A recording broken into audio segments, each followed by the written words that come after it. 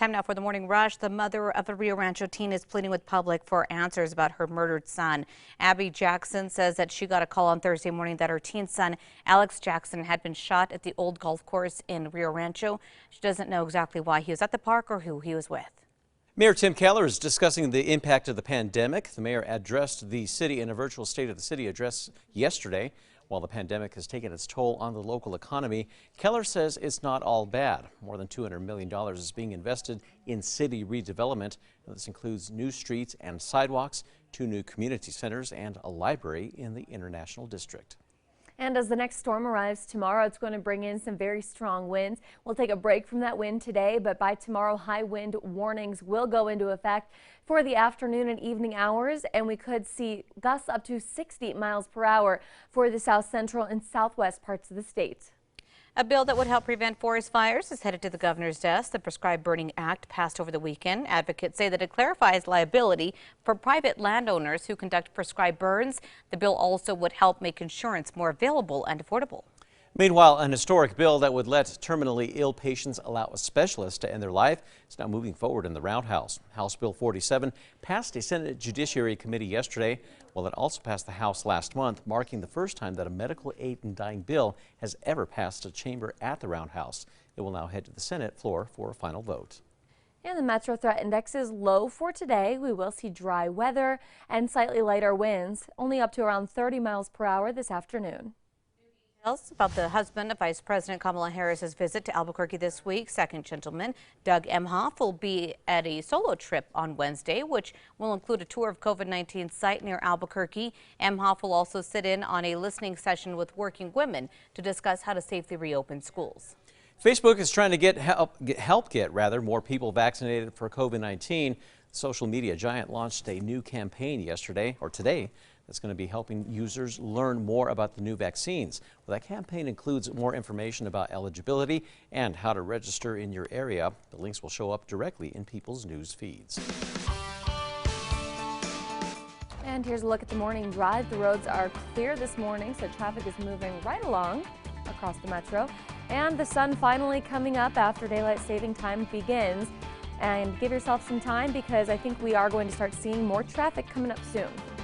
Scientists at Sandia National Labs are studying explosions with a one-of-a-kind technology. The research is being done in the lab by creating thin explosive films and detonating them in a controlled setting.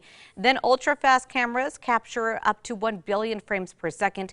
Sandia is the only lab in the U.S. with this technology. New Mexicans are still keeping one annual celebration alive. That's Pie Day. Well, the owner of Pie Town Pies says that the cafe sold 250 pies yesterday.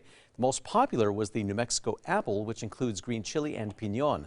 She says that people came in from all over the state, even though that the small town of Pie Town ended up getting an unexpected blizzard. Welcome back. On this day in 1969, there was a snowstorm in southern New Mexico. Hobbs recorded 10 inches, and it was their highest March snowfall on record. Even a roof collapsed due to the weight of the snow.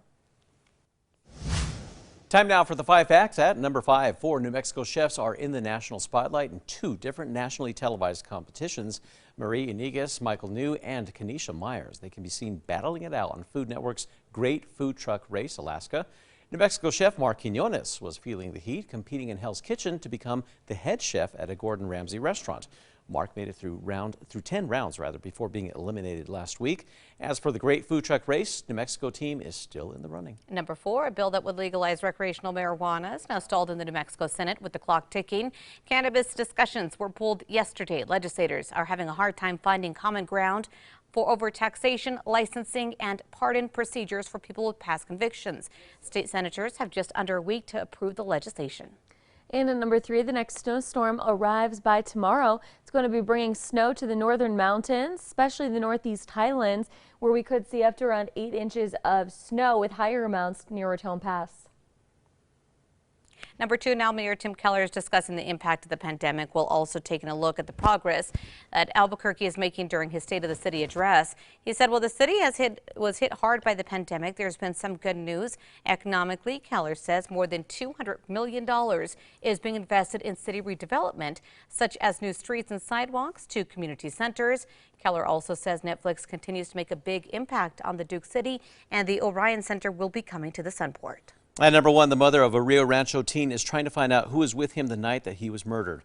Abby Jackson is calling the night that she got talking about the night that she got the call that her 15-year-old son Alex Jackson had been shot. She's calling it a nightmare. The call came in around 3 a.m. on Thursday, and investigators say that the boy had been shot at the old golf course in Rio Rancho. The heartbroken mother says she does not know what he was doing there or who he was with. A GoFundMe has now been set up to cover funeral expenses.